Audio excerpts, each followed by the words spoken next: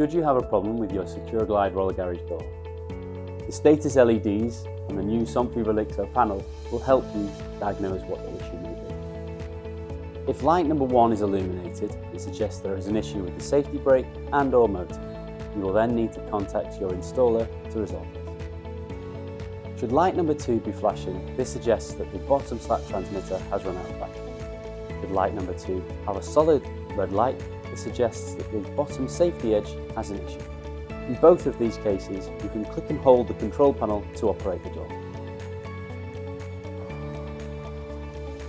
To replace the battery in the bottom slat transmitter, first remove the 4 screws at the bottom of the cover.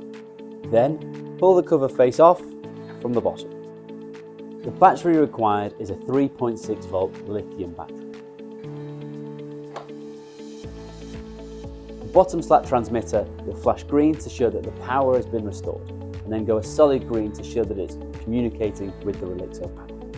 Finally, replace the cover and add the 4 screws. If light number 3 is illuminated, that suggests there's a problem with your auxiliary port. You'll need to speak to your installer to get this resolved. If light 4 is illuminated, this suggests there's a problem with the photocell. Ensure there are no obstacles between the photocell and the reflector, while also making sure the reflector is correctly positioned. Should the light stay on, speak to your installer to get this resolved.